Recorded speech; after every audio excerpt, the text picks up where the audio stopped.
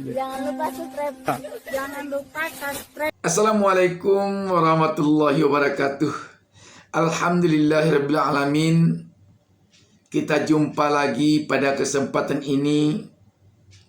Saya Bustami Narda mengucapkan selamat menunaikan ibadah puasa pada umat Islam yang melaksanakan ibadah puasa pada bulan Ramadan ini. Pada hari Senin tanggal 18 Maret 2024 ini, saya ingin menyampaikan sebuah kabar gembira, mengejutkan dan sekaligus mengagumkan kepada pemirsa. Seorang Kapolda, yakni Kapolda Papua, Irjen Pol Matius De Fakhiri, resmi memeluk agama Islam setelah mengucapkan 2 kalimat syahadat beberapa hari lalu. Ini tentu saja informasi yang sangat-sangat mengejutkan. Seorang Kapolda Jenderal Polisi Bintang 2 terbuka hatinya mendapatkan hidayah pindah dari agama lamanya, agama Hindu, kepada agama Islam. Dan tentu saja sebelum dia menetapkan untuk memeluk Islam, telah melalui berbagai perenungan, berbagai pertimbangan yang mendalam. Sahabat BN, saya akan bacakan satu berita tentang hal ini. Saya kutip dari pemberitaan tv1news.com. Di bawah judul terkuak alasan Kapolda Papua Irjen Pol Matius De Fakhiri masuk Islam ternyata karena ... Berita ini hari Jumat tanggal 15 Maret 2024. Saya hanya akan bacakan sebagiannya saja karena beritanya terlalu panjang. Jakarta, tv1news.com. Inspektur Jenderal Polisi atau Irjen Pol Matius De Fakhiri SIK MH adalah seorang perwira tinggi Pati di dalam Kepolisian Negara Republik Indonesia Polri. Di Polri, Irjen Matius Fakhiri diamanahkan untuk mengemban jabatan sebagai Kapolda Papua. Jenderal Bintang 3 itu belum lama ini menjadi mu'alaf setelah bersyahadat, hingga akhirnya resmi memeluk Islam sebagai agamanya. Jenderal Bintang 2 ini sudah menduduki posisi sebagai Kapolda Papua sejak Februari 2021. Sepanjang karirnya, Matius juga pernah menjabat sebagai Kapolres Jayapura. Matius De Fakhiri lahir di Ransiki, Manokwari Selatan, Irian Barat pada tanggal 6 Januari 1968. Ia memiliki istri yang bernama Rafatul atau Eva Mulkiah. Matius dan Rafatul dikaruniai 4 orang anak. Irjen Matius sendiri merupakan lulusan Akademi Kepolisian Akpol tahun 1990. Sahabat BN, sekali lagi di bulan Ramadan ini,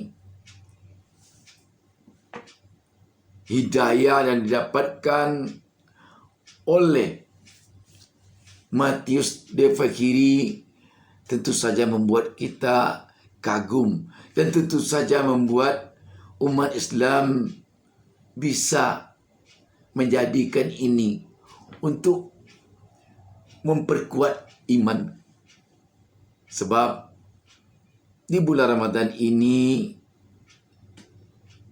benar-benar tentunya mengagumkan dan tentunya membuat umat Islam merasa sangat bersyukur ketika seorang perwira tinggi Polri, seorang Kapolda dengan pertimbangan tentunya yang sangat mendalam, dia memutuskan untuk menjadi mu'alaf, memeluk agama Islam setelah mengucapkan 2 kalimat syahadat. Sebagai seorang perwira tinggi, dan tentu saja pertimbangan yang diambilnya untuk memeluk agama Islam bukanlah pertimbangan yang gegabah, tetapi sudah jelas pertimbangan ini penuh perenungan, penuh pertimbangan yang matang. Dan setelah benar-benar Irjen Paul Matius meyakini bahwa Islam memang agama yang betul-betul sempurna, maka tentu itulah dasar agaknya Matius menjatuhkan pilihan memeluk Islam. Sahabat BN, dengan demikian haruslah ini tentunya menjadikan umat Islam semakin melakukan introspeksi diri terhadap berbagai hal yang selama ini mungkin saja bagi kita umat Islam yang telah Islam sejak akhir, banyak hal-hal yang mungkin kita lakukan yang bisa saja bertolak belakang dari ajaran Islam, atau yang kita lakukan selama ini yang tidak sesuai dengan ajaran agama Islam.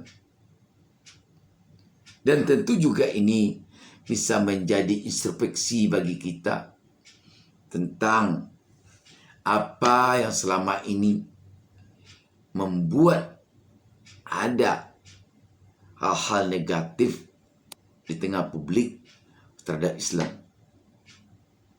Dan semakin meyakinkan kita bahwa memang agama Islam adalah agama yang sempurna diturunkan oleh Allah Subhanahu wa taala.